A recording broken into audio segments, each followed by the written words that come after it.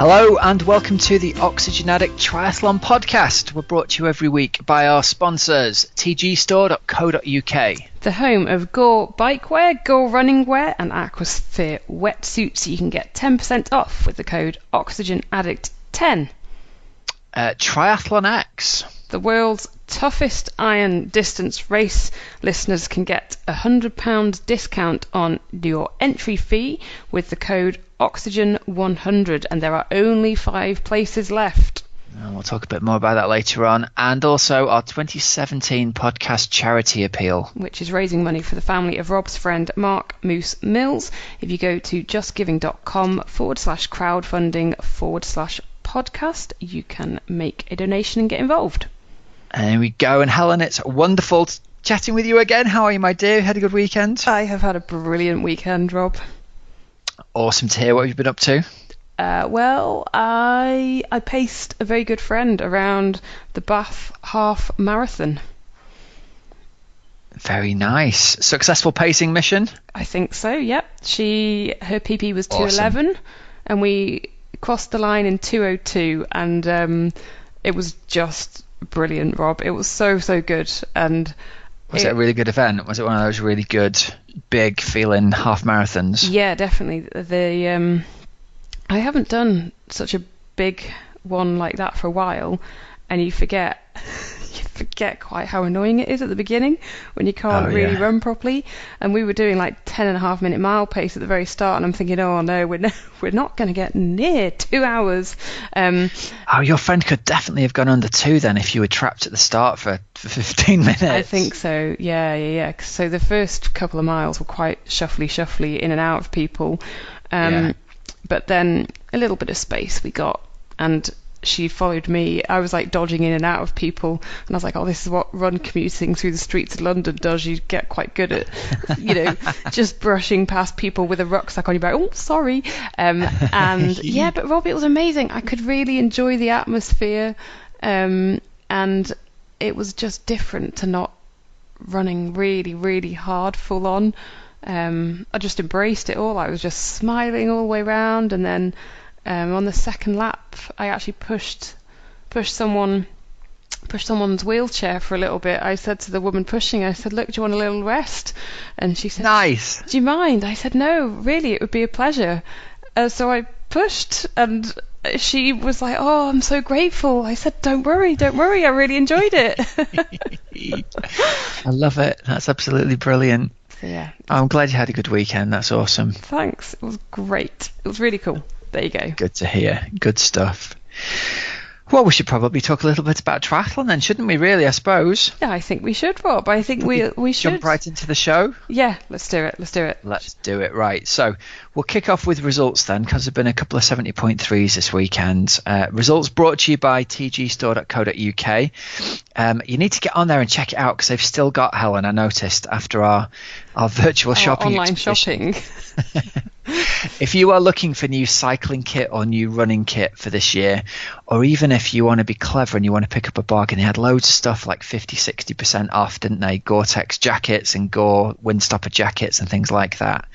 So go and check it out over there. You can get 10% off the full price stuff with the code OxygenAddict10, and you can also enter a competition to win either a Gore-Tex rain jacket or Gore-Tex running jacket or bike jacket at tgstore.co.uk/oxygenaddict, and all you've got to do is enter your email address in there to get into a free prize draw. So go over there, support the guys, please, who support the show.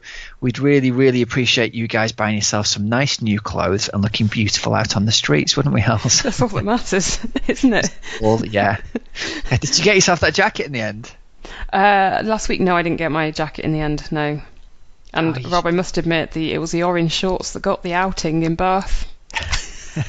There were people, I ran this course this weekend, and there were people saying, I was on that website checking out those things after you and Helen were talking about it, and I really fancied that jacket. One of them said, I thought I'd better not buy it because Helen said she was going to buy it. So isn't it mad that people are listening and going, I'll go and check this out, and I won't buy this because it's Helen's. So maybe you'd better buy it after all, Hels. Yeah, I probably should. Yeah, I might need to wait for payday. Yeah, I hear you. Oh dear. All right, so over to the Philippines for 70.3 Subic Bay, and someone who got a payday this weekend was Mr. Rudy Wild. Yeah, Mr. Rudy Wild of Switzerland in the men's race we mentioned him the other week, didn't we? Crowe. Yeah. Yeah. Mr. Alexander was second, and then Tim Reed, who we had on the show the other week, was third. Nice picture there in his budgie smugglers. There's no need for that, is there? He says they're fine as long as you've got the right bike fit, then it shouldn't be an issue. I did ask if there's extra padding. Apparently not. Really? But he said, no, you don't need it. No need for extra padding as long as the bike fit is fine. So there you go. Anyway, I've got to be honest, Hals. I'm not desperate for a return to the days of racing in speedos. No, it's no personal preference, isn't it? It wouldn't be mine. There we go. Anyway. But I tell you what a result for those two, taking down the reigning 70.3 world champion. I know, and so Rudy Wild and Craig Alexander pretty much matched each other, didn't they, in the swim and the bike? Yeah. And then Rudy Wild obviously just finished, literally 30 seconds ahead of Crowe, and they were about a minute and a half ahead of Tim Reed. 2 minutes ahead of Tim Reed. I'd love to see a video of that, because it sounds like they had a right side-by-side run to the halfway point, and there wasn't more than 15 seconds between them through the whole second half of the run. That's it. That's exactly it. Yeah. Rudy Wild did the 1:14:07 half marathon, and then Crowe did a 1:14:54. So they were really, really close within that. And then Tim Reed's run was 1:16. So Crowe's amazing, isn't he? At 44 years old. I think it's very impressive. To be vying for the win still at races like that. Yeah. Really impressive stuff. Yeah, really, really cool. In the women's race, Caroline Steffen took the swim out in 26:18, but actually it was Radka Kalfelt who won the race in 4:22. Steffen was second in 4:25, and Dimitri Lee Duke third in 4:41. Cool. And the other 70.3 that was going on this weekend was in Buenos Aires. Have I pronounced that correctly? How would you pronounce it? I'd say Buenos Aires. Buenos Aires with a more of an A. There we go. Buenos Aires, sí. A little bit of a Spanish lesson for me. Yeah. 70.3 Buenos Aires. And another win for our pal, Lionel Sanders. Yes, who got it out there again, didn't he, Rob, on the sort of a typical Lionel Sanders race, really, isn't it? Yeah, it sounds like absolute domination on the bike again. Yeah, that's it. So he came out the swim a few minutes back, absolutely hammered the bike, and then ran really, really impressively. So he had the fastest bike and run splits. He did a 1:59 bike, and then he did a 1:13 run. I love it. It's so, yeah. Just the concept of a sub 2 hour bike ride it's just mind blowing, isn't it? Yeah. It's mind blowing. It is for me, who struggles with. I don't know. Most of us are struggling with a sub 3 hour bike split, aren't we, in a half Ironman? Yeah, totally. So to do sub 2. Oh, I've got a little cough coming on. Sorry about that. That's all right. No, it's fine. So anyway, Sanders has already said that he's not going to do the World Championships, the Ironman World Championships this year, and he wants to focus on the 70.3 World Championships. And hasn't he already got like 2 70.3 titles already this year? So again, like last year, he's already got off to a fantastic start. So Lionel Sanders took out the win in 3:42.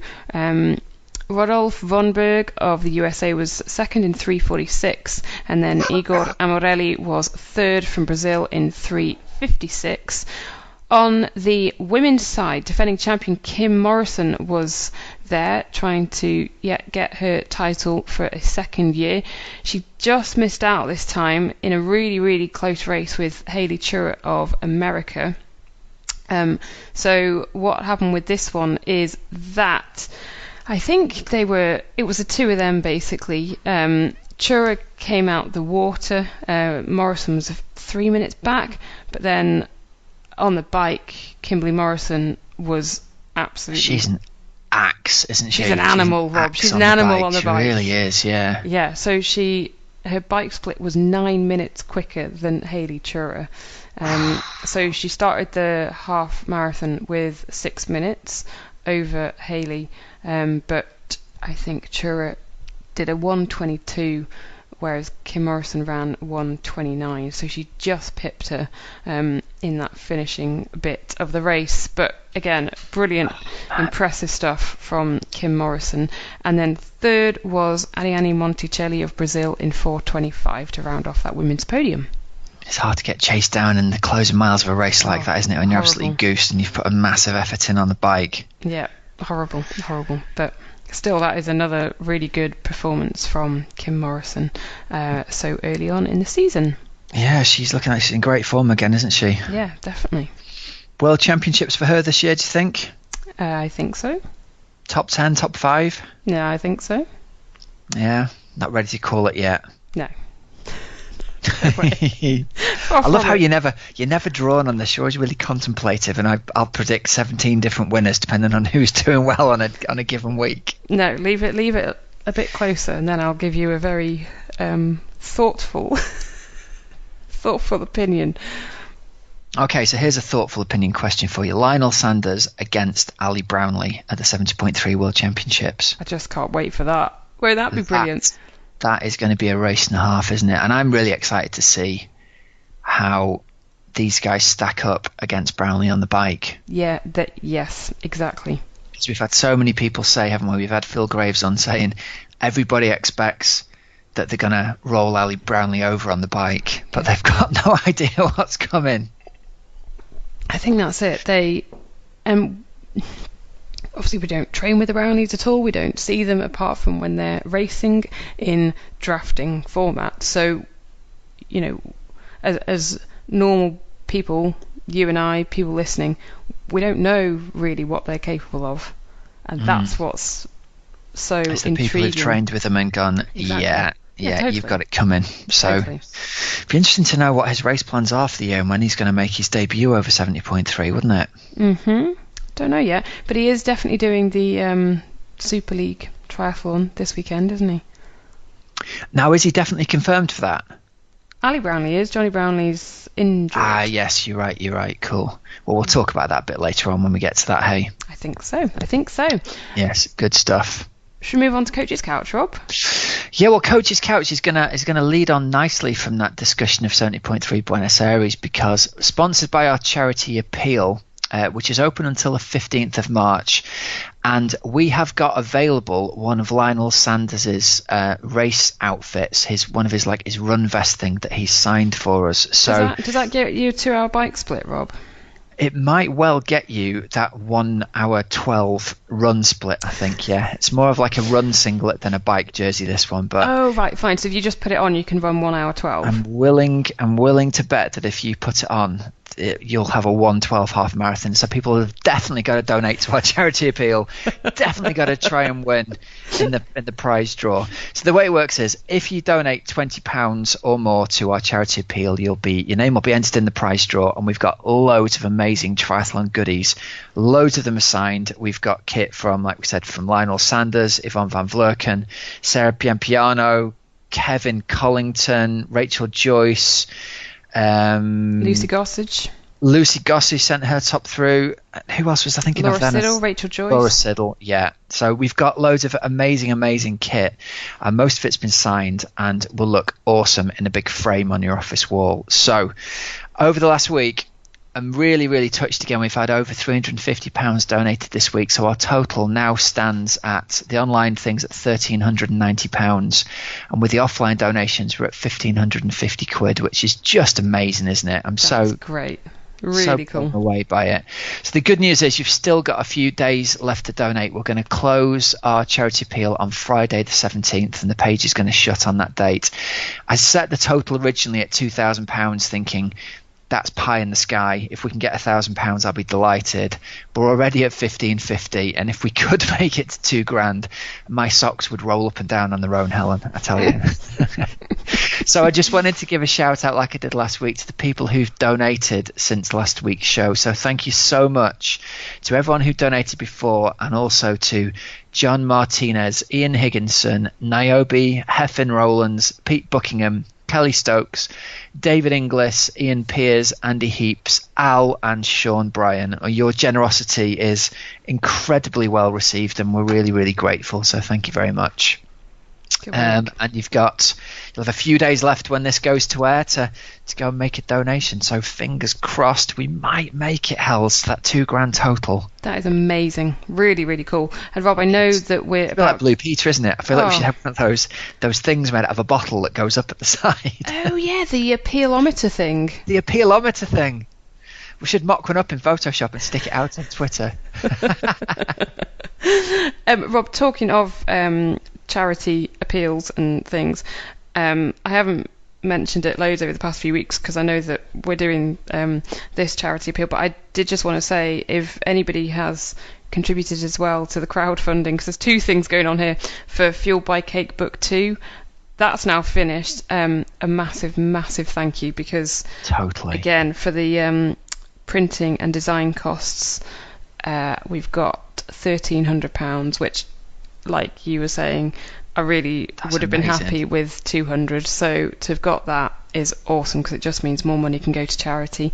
And there will be far more on Fueled by Cake later in the year, because now we need to work on the designers basically have got a lot of work to do. So it's time to go full gun. So tell people what Fueled by Cake is, if they're new listeners and they didn't hear it originally when you did the first version of it. So people might not know, might they? No, people might not know. Okay, so fueledbycake.com.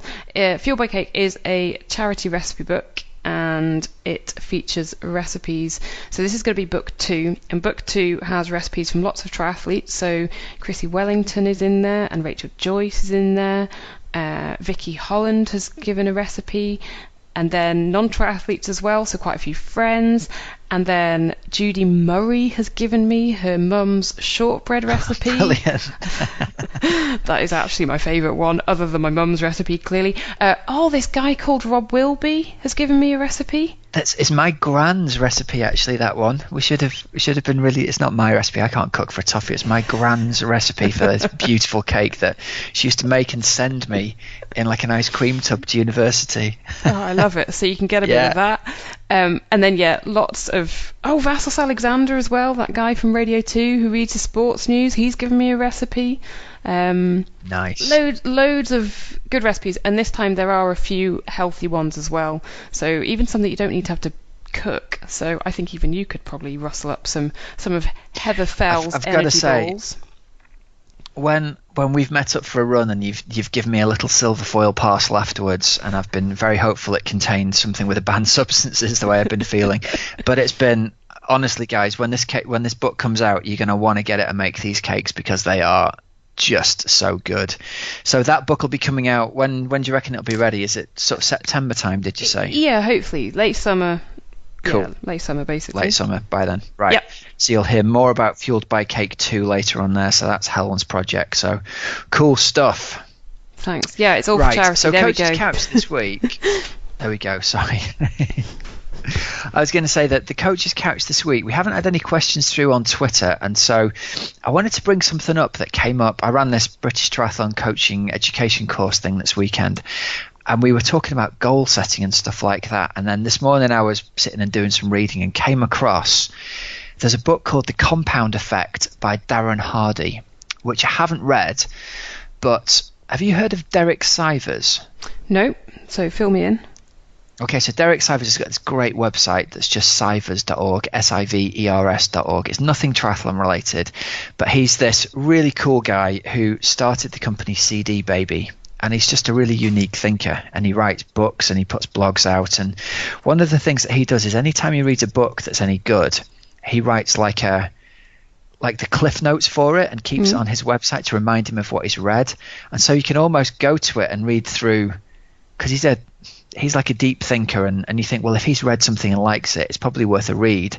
And you can read through the précis of his books, and then get some key points from it. So one of the things I was reading today was from this book, The Compound Effect, on his site, and it was talking about goal setting.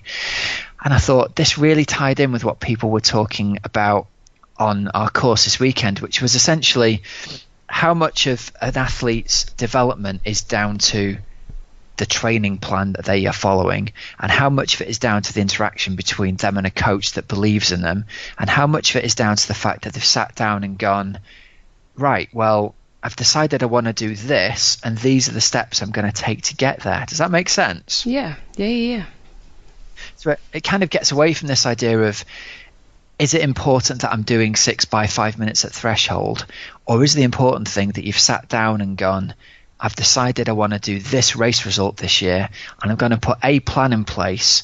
And it's not necessarily the details of the plan that are important, but the fact that you've started to make a plan and you've ordered that information in your mind in a way that your brain can make sense of. So from this book, it says, when you define your goals, you give your brain something new to look for and to focus on. Your mind proceeds to match up on the outside what you want most on the inside, which is your goal. Top people have very clear goals. They know who they are and they know what they want. They write it down and they make plans for its accomplishment. Unsuccessful people carry their goals around in their head like marbles rattling around in a can. And I just love that quote at the end, because it's so true, isn't it, that if you don't sit down and structure your thoughts, and I think this is related to lots more, outside of triathlon. Oh, totally. But even related to triathlon, if you just got these random succession of thoughts about how you're going to get better and what you want to do, and you bounce from one event to the next one, you're going to be so much less successful or waste so much energy thinking about it compared to the person who sat down and gone, right, I want to do this, this, and this, and these are the steps I'm going to take to get there, and these are the steps I'm going to take this week to get there, and this is what I'm going to do today to get there. And it struck me that that's exactly what we do as coaches when we structure a plan for somebody. It's almost like they've outsourced that part of the worry to somebody else to go, right, here's what you need to do. Yep. Here's an email every day that says what you've got to do. And it's just structuring those marbles into little rows for you so you don't have to have them bounce around inside your head. Do you think you can you get like the... Rob, I'm just thinking, obviously, away from triathlon here. This is my favourite bit of our discussions held. What, me just throwing something crazy? Yeah, when we stimulate some ideas in your head. Go on, what are you thinking? Well, I'm just thinking, wow, I could do with like a triathlon coach, but not focusing on triathlon. Someone who... Sometimes like I'm a life bad coach, right? Yeah, exactly. And that was what I was about to say. But then a life coach wouldn't exactly email me every day saying, right, here's today. This is what you've got to do today. Well, do you know what? Maybe I had this conversation with, you'll know Jim, but Jim's a guy I go for a run with every couple of weeks, and we bounce ideas off each other. And we were saying, would it work? Would this idea of sort of life coaching or business coaching work within a context of... Training Peaks has got this great system for having a calendar up and allowing a coach to put sessions in there for you for swim, bike and run. But would it work for something outside of physicality? Could you give somebody a daily task and go, right, I want you to write me 100 words about what your goal is for today? Because I'm sure loads of people do that. They sit down and they journal and they diary and they have their ideas of what they want to do, but they're quite private. Like ideas. In triathlon, there's this yeah, exactly. We've got this structure in triathlon about, I've developed a theory about the best way I think there is to train triathletes for an event. I wonder if you could do the same thing for sort of life success. Do you know what I mean? Yeah. I think that it'd be an interesting concept. Do you need some guinea pigs, Rob? I mean, is this a new venture? Maybe it is. Because I was talking with someone on the course this weekend and saying I'm absolutely convinced that the majority of the success that comes out of athletes I work with is not down to how many minutes at threshold they do, but it's down to the fact that they're consciously thinking about the goal that they want to do and they've got some structure to it. But there's a third party involved that is saying to them, I believe you can do X and Y, when maybe they don't believe they can do X and Y yet. I believe your threshold can be at 300 watts by this time. Sometimes somebody else holding that belief for you Oh, that's and having massive. belief in you. That is massive. Really, really massive. And I think there's more of that is important in whether people then go on to develop as athletes and get faster and whatever, than just somebody who's sitting there and doing the hard work, but maybe doesn't have anyone to bounce those ideas off, you know? I think there's that, but I also think about, well, just this has obviously not been said before, but has been said many, many times before. We don't think beyond what we do have limits on what we think we can do. Totally. But and when somebody else says, no, I think you can do this. Exactly. It's the first step to expanding that thought bubble of what you're capable of, isn't it? Exactly. And some people need to see a performance before they can believe they can do the next thing. And some people, not very many people have got that belief in like, yeah, I believe I can go and do an Ironman 2 hours faster than I currently can. Most people, it's a process of they surprise themselves with a race result and then reset the goals. And I think there is part of this coaching where someone goes, you know, here are some steps on the way. I think your CSS pace will be at this by then, and then you're going to swim that.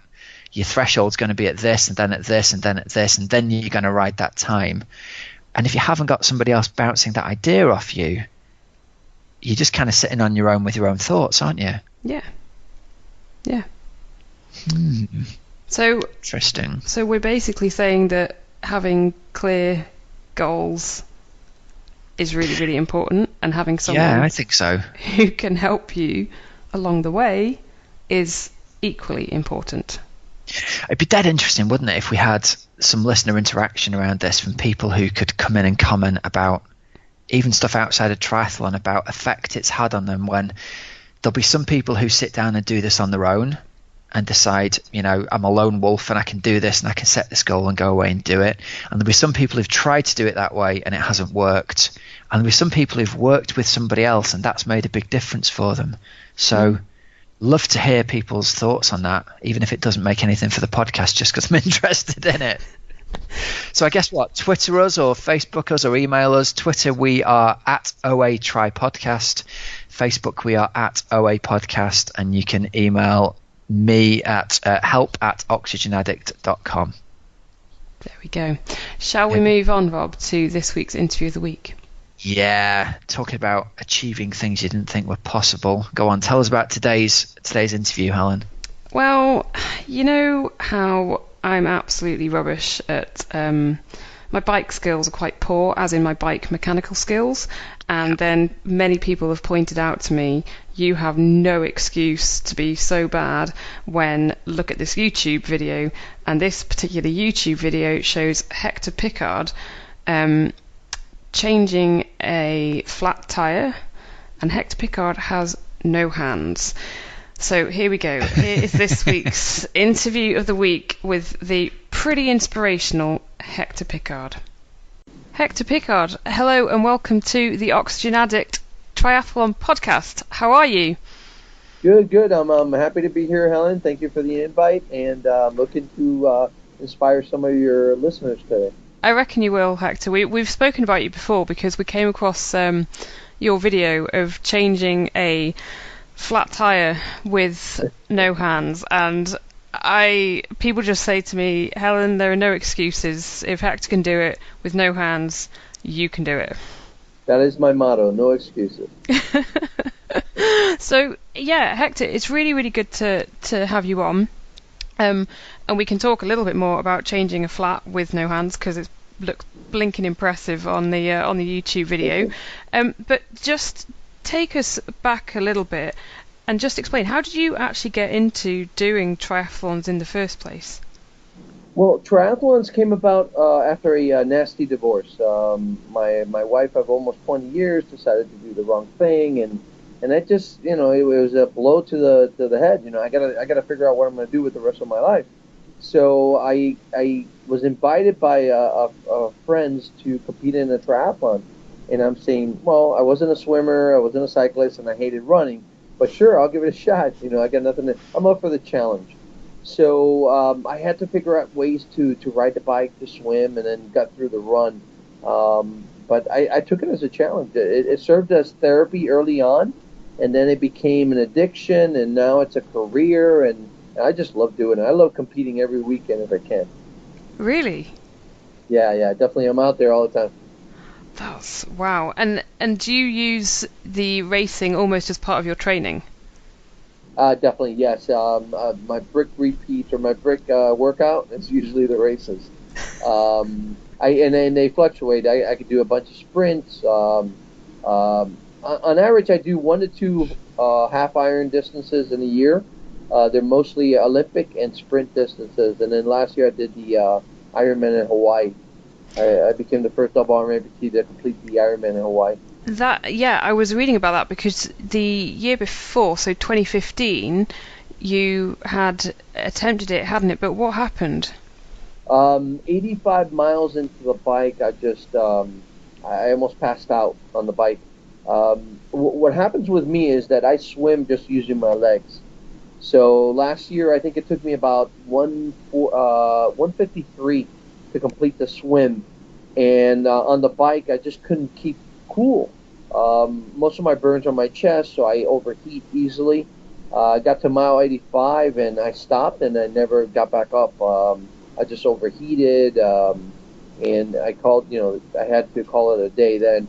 So I kept that in mind this year. My swim was 134, so substantially faster.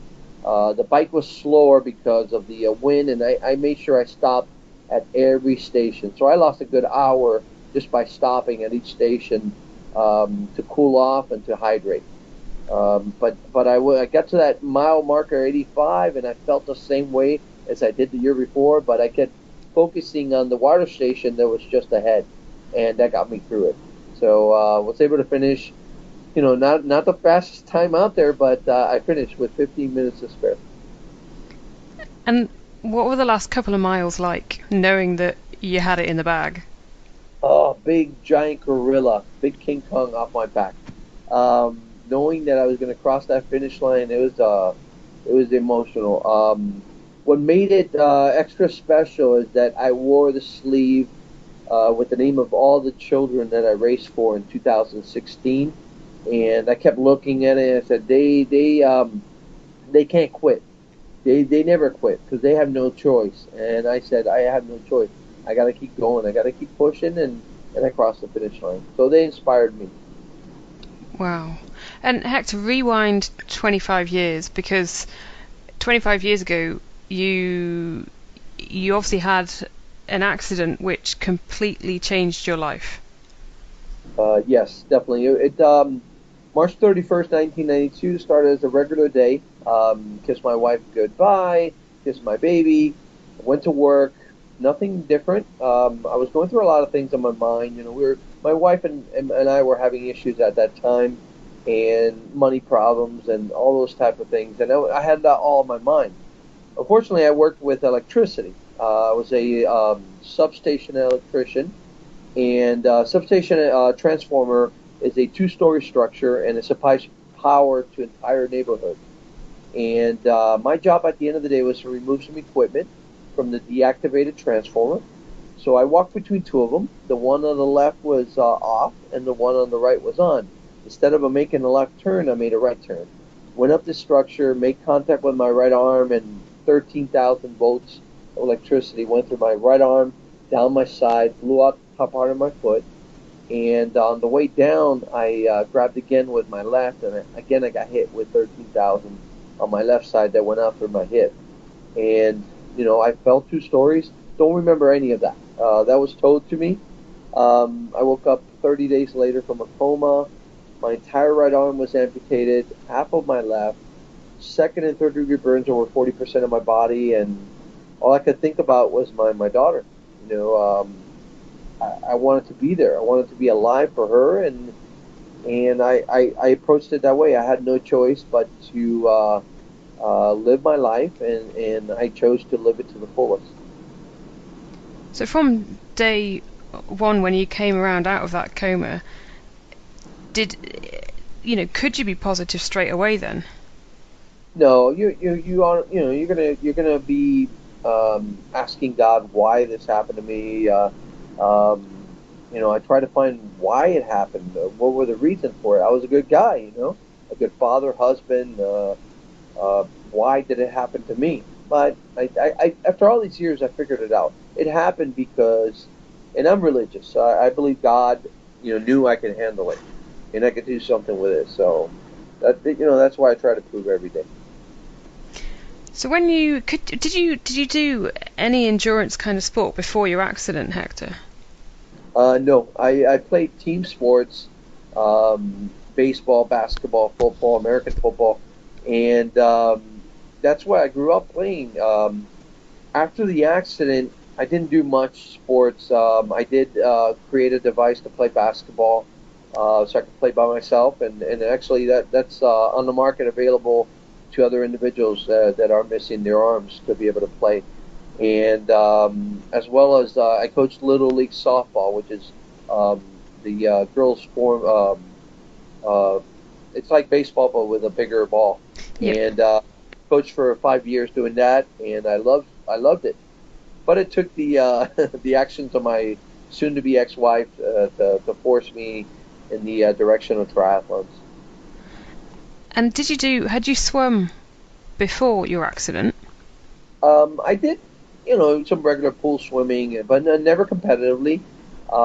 After the accident, I did some snorkeling, that kind of stuff.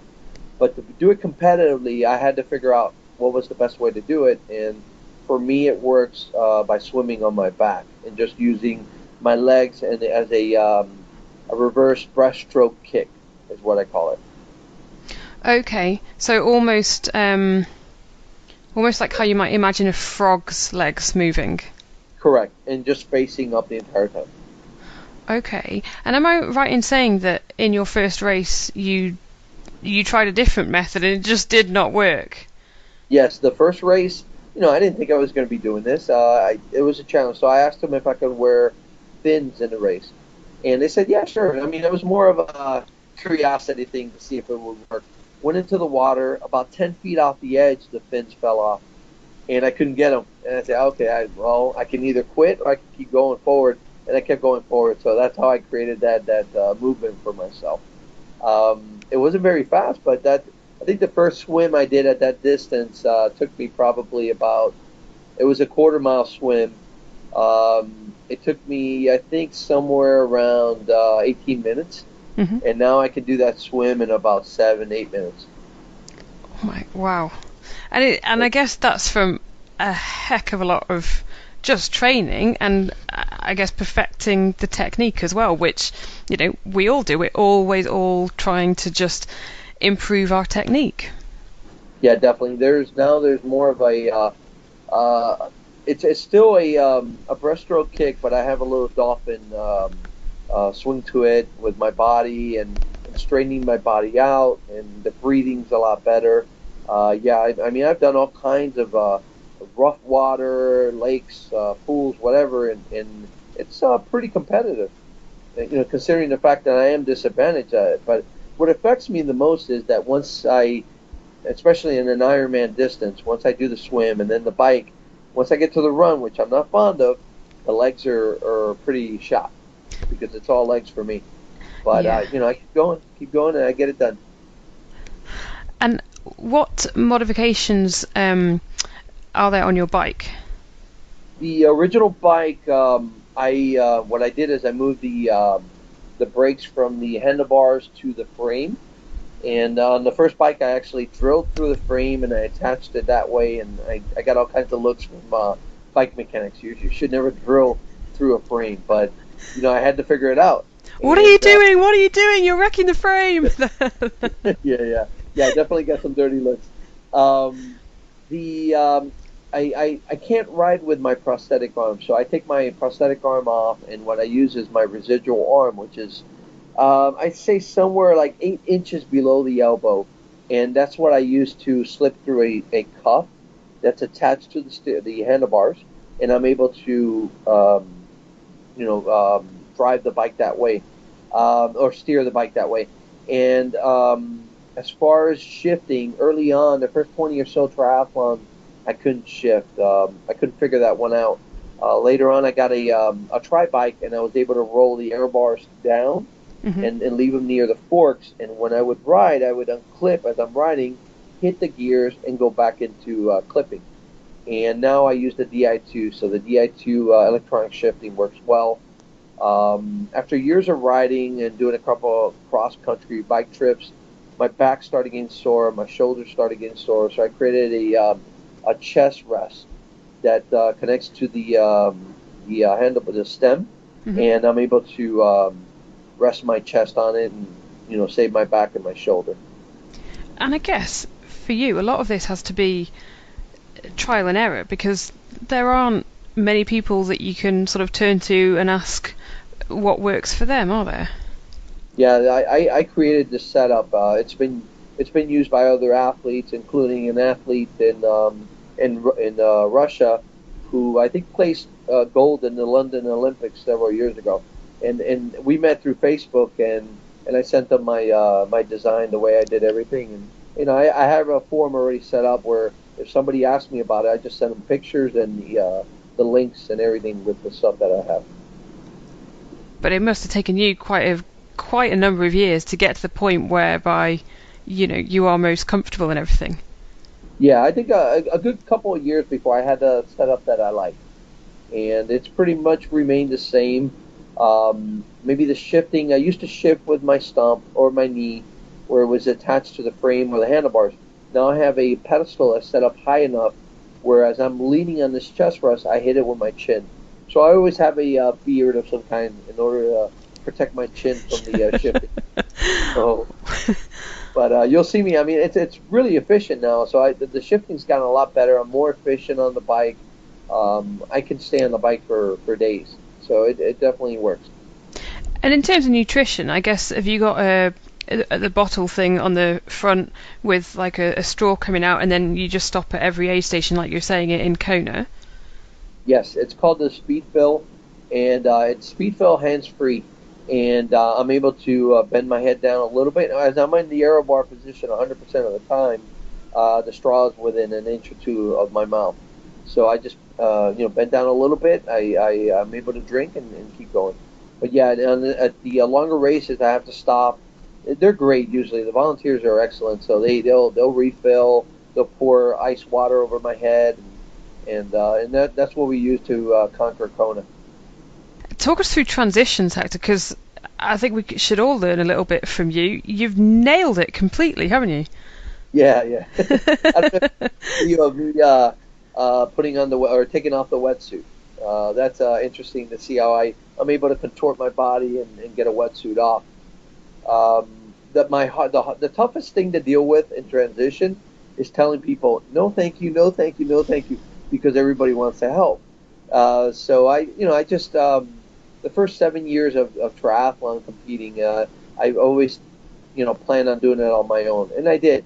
The last year I tried to include kids to try to help me and to inspire them to do fundraising for the charity that I race for.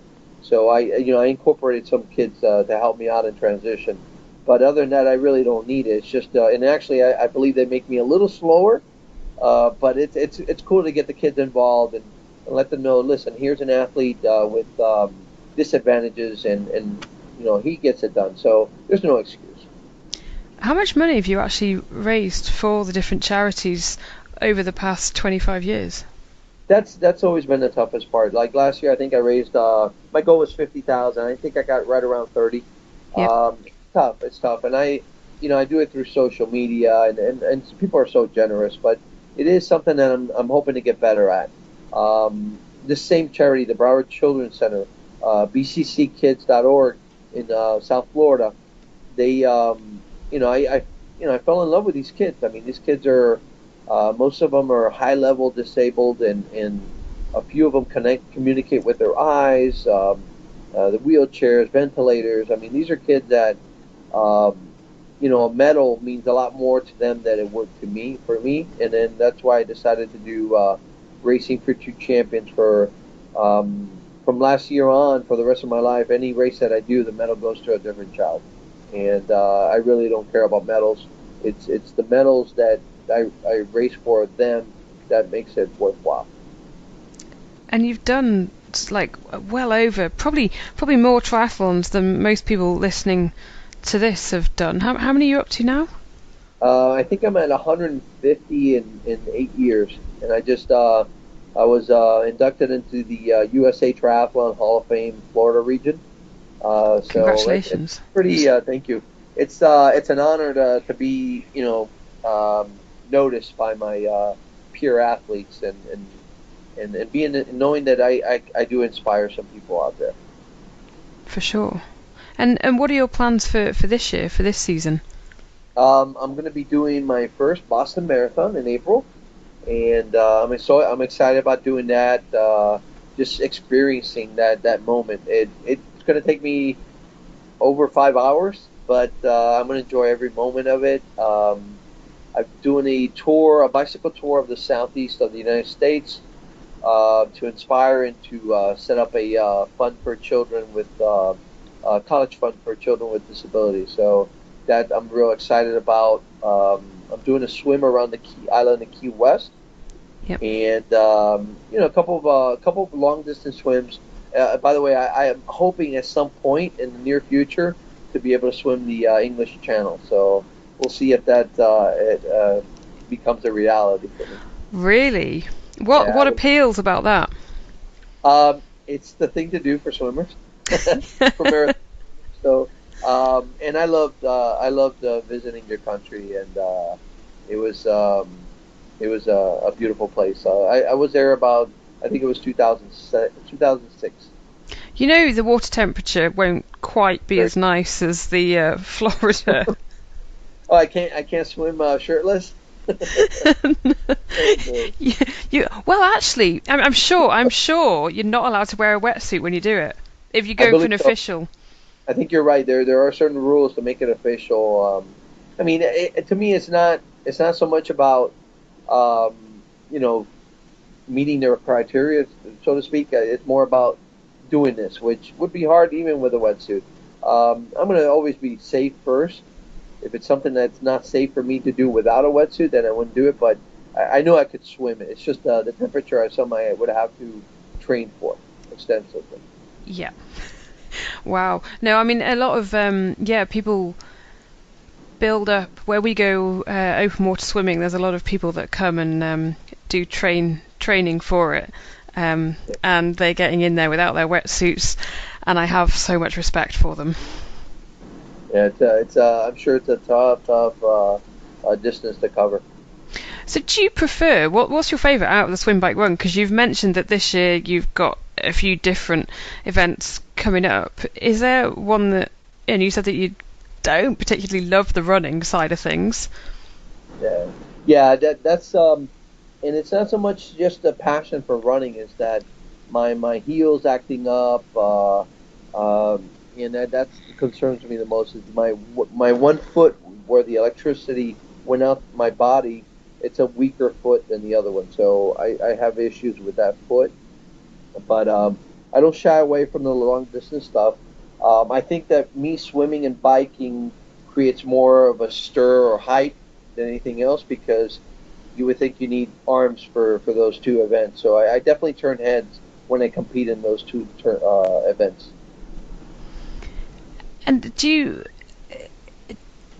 every day when you get up, Hector, do you kind of think, man, I just get the impression that you love life?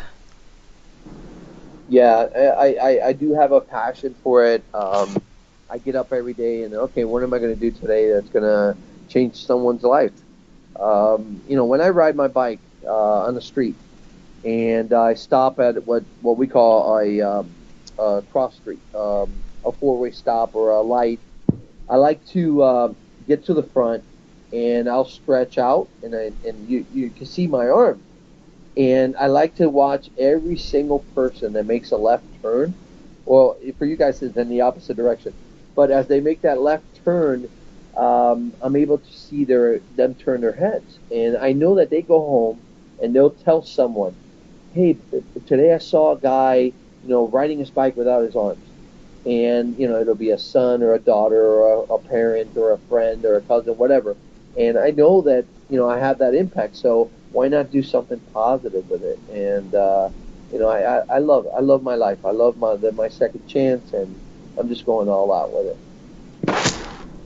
Having done and completed Kona last year and become the first double arm amputee to do so, do you want to go back there? Have you got any more Ironman ambitions, or do you feel you've sort of done that now? I may not go back to Kona because I was fortunate enough to get in there twice through the lottery. And if I went for it again, then I'd be taking the spot of somebody that could end up going, instead of me, and I didn't want to do that.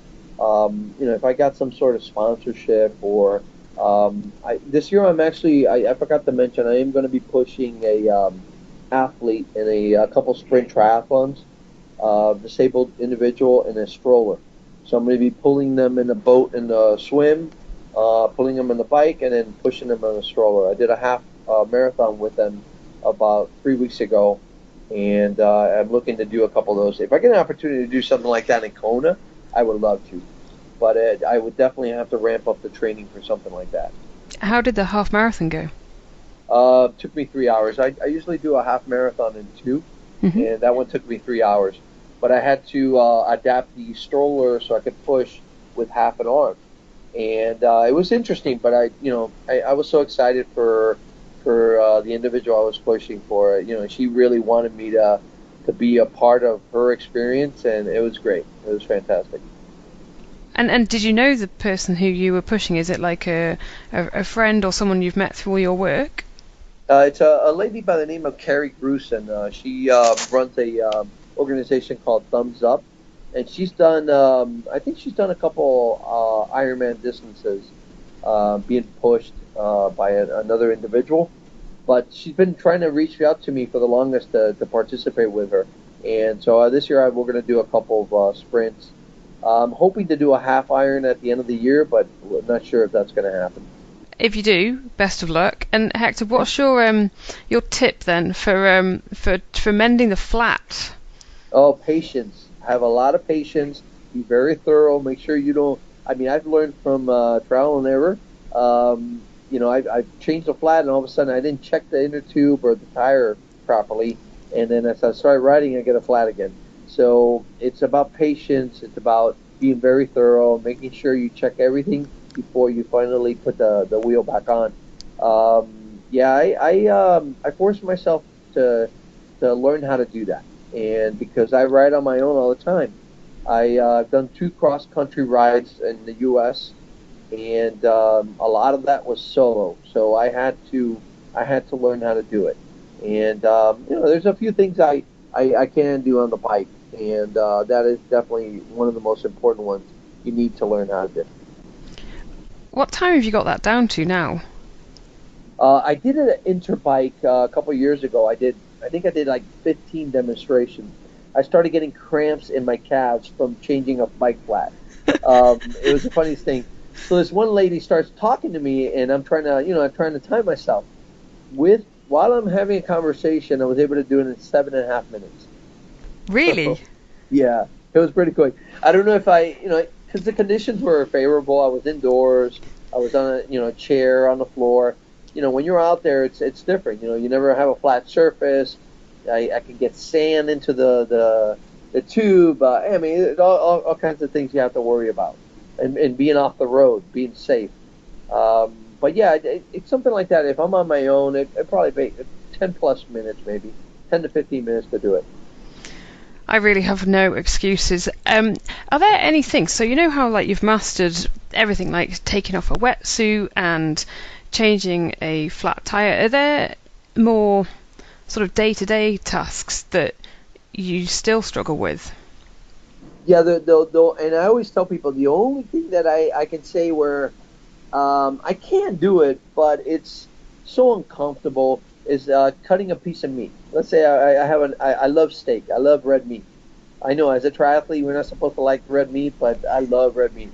And when I cut a steak, I sweat. I get a good workout from it. So either I get if I'm at a restaurant, I'll ask the restaurant to cut it for me, or my wife does it for me. But other than that, that's the only thing I really try to avoid. I don't wear laces. When the arms malfunction, then I may have some difficulties. But other than that, I feel in my mind I can do anything. It's just adapted or different. I do things differently than most people. Hector, you're a star. You're so inspiring. I appreciate that. I live for that. I live to know that, and again, that's my mission in life is to inspire people. By my actions, not so much by what I say, but by my action. So I go out there and I show that I enjoy life. So if anyone wants to check it out, go to don'tstopliving.org, and also just Google Hector Picard tire change or puncture, and the YouTube video will come up, and you will watch it, and you'll be like, oh my god, that's incredible. Thank you so much. So there you go, Rob. That is Hector Picard, and it's just such an inspirational story, and also it's amazing, isn't it? Isn't it? And again, just everything. There is no such word as no can do or that's not possible. And if you haven't seen that video that Helen mentioned before the interview, just Google it, because you've never seen anything like somebody taking a wheel out and changing it with. He's got. Not only has he not got any hands, he's got sort of half an arm on one side, hasn't he, and no arm at all on the other side. Yep. Just unbelievable. Yeah, I'm blown away by it. There's absolutely no excuses for any of us, is there? Oh, no, not at all. And that's a lot of what Hector was saying, that he loves being out on his bike, and then someone saying, "Oh my," at local person, "Wow, but he's got no arms," as in, yeah. It's possible, Yeah. And his life obviously changed absolutely dramatically after that accident, and shows that life is absolutely worth living, just in a very different, in a very, very different way from before. So Hector, thanks so much for coming on and helping to inspire us. It blows my mind that people can react to adversity like that, because I think you can't help but put yourself in that place and think, well, how would it affect me if that happened to me? And I can't even imagine how I would deal with it. No, but I don't think anybody could. And then, and then, as Hector said, it would not have in any way would that have been easy to deal with. But the help from other people, he said he's help from God, because he said he's a religious person, but just the different people in the support network, and then people giving him opportunities, and not just giving him opportunities, him then taking those opportunities and demonstrating what's possible. Well, that's the biggest thing, isn't it? It's that it's always not the opportunities we get given. It's always the what we do with them. Yeah, are you prepared when the opportunity comes along, and do you make the most of it? I think that's the ultimate lesson, isn't it? Yep. Amazing. Hector, thank you so much for coming on the show. That was bloody inspirational. There we go. So last bit, Rob, we've got some news, haven't we? And should we start with Super League Triathlon, which starts on Hamilton Island this weekend? So Hamilton Island this weekend. Yeah, we were hoping to have Chris McCormack on the show, but we didn't manage to get our calendars lined up right, unfortunately, to get him on to talk about this. But it's something he's put together with some businessmen, and I'm interested in this because it's something he talked about a lot during his career. Are things exciting enough? Can we do things to change things up? Can we do things to shape things up? And no matter what you think of him on a personal level, he was always a polarizing character who was exciting to watch in races. He was a big, and still is a big personality, and he's backed this up with $1.5 million to create a series that's completely different to anything else that's out there.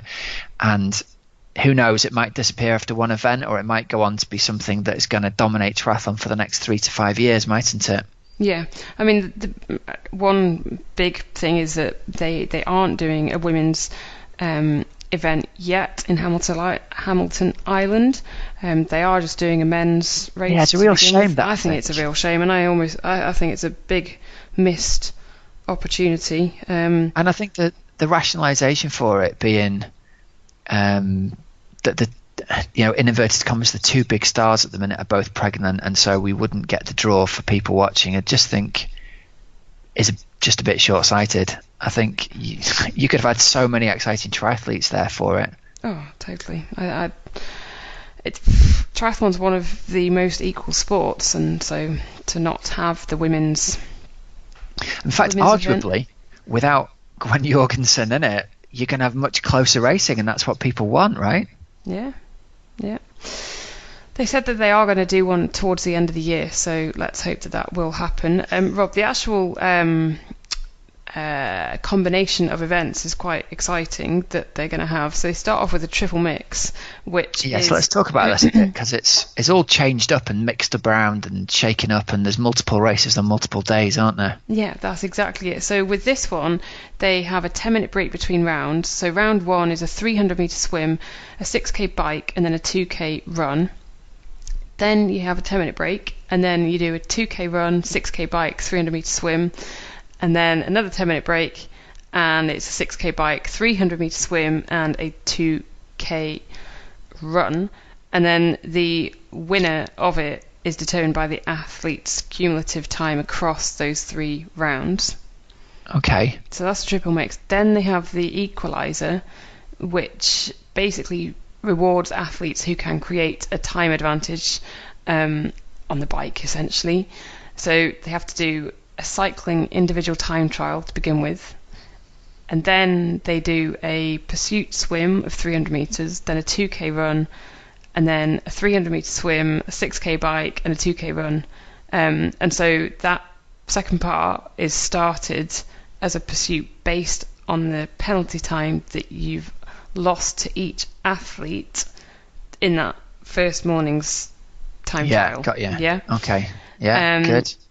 And then, the winner of the equalizer is basically whoever crosses the line first in part 2. Cool.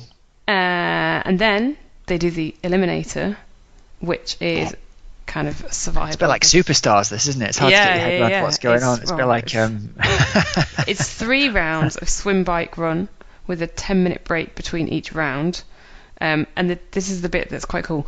The 10-minute break starts when the winner of the previous round crosses the finish line. So it's a bit like if you're doing... I don't know, you're swimming on, say, 2 minutes or something, isn't it? And someone who's really quick will get, I don't know, maybe 25 seconds more recovery. Rest. Yeah. And then someone who's a bit slower might get 10. So, this one is round 1, 300 metre swim, 6K bike, 2K run. Then you have that 10-minute break, and only the top 15 go through to the second round, which is 300 swim, 6K bike, 2K run, and then the top 10 from round 2 go into round 3, and the first person to cross the finish line in round 3 is the overall winner of the eliminator. And so no matter what you've done over the first 2 days, if you don't make the top 10, you don't get to win. It's all on points, the whole thing. So you get points from the triple mix, points from the equalizer, points from the eliminator. Oh, right, okay. I was going to say, because if you miss one of those races on day 3, you're going to have no points, are you? No. So effectively, it's going to rule you out. That sounds really exciting. And it's on, let's see, in Europe, it's on Eurosport from 7:30 in the morning. That's on Friday the 17th of March, the 18th, and the 19th.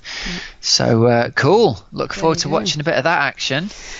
Should be fun. And then, Rob, the final thing that I wanted to mention is if you are listening to this before Thursday the 16th of March, then and you live near commutable to London, or London just City, London if Village. You're free on Thursday afternoon of March 16th, get down to Giant St Paul's, which is a big bike store, the Giant store at St Paul's, for the Women in Triathlon evening. I will be there, and there are going to be special guest appearances. There's going to be a panel discussion. So Heather Sellers, ITU athlete, is there. Eddie Brocklesby's there. Jane Hanson's there. Ruth Purbrook is there. Cool. Catherine Jameson, Georgie Rutherford. I've missed a couple off, but all these really, really inspiring women. Gillian Sanders, the South African Commonwealth Games medalist and ITU athlete, she's going to be on this panel. So it's going to be a really wicked evening. You can speak to loads of brands. They're going to have drinks and food, transition demos, running shoe demos, competitions, prizes. So yeah, get on down. It's a no-brainer, Hells. It is an absolute no-brainer. You just need to get your ticket, which is free from Eventbrite. Cool stuff. So get yourself down there if you live anywhere near London. And is it ladies only? Is that the idea? No, but it's to inspire women. It's to inspire women. Okay, cool. Yeah. There we go. So no, get it's yourself a definitely... ticket then if you're going to be inspired by any of those people. That's cool because I like it that it's inspiring women in triathlon, but it's not exclusive, if you know what I mean. Yeah, definitely. Good stuff. And the last thing to shout out about is if you fancy entering the Holcombe Half Triathlon in the UK, if you use the code FREEMALET or FREEFEMALET, all capital letters, you'll get a free high quality t-shirt when you enter that race. Awesome. So do that. Do it. Do it. Do it. So what have you got lined up this week? What have you got coming up? This week, so other than Thursday, which I'm really excited about, it'll be reverse roles on Sunday, Rob, because I'm actually going to be running a half marathon hard, apparently. Supposedly. It's race time for Helen. It's race time. It so, sure is. Yeah, I won't be dancing to the music. There won't be any on the course I'm doing, but yeah, there you go. We'll give it a crack. Nice. So best of luck to you for that one. That's cool. All right, we better wrap it up then, I think, really, hadn't we? So thanks very much to our sponsors, tgstore.co.uk. Remember, you can get 10% off with the code OxygenAddict10. Triathlon X, if you want to enter that, you get £100 off the entry fee with the code Oxygen100.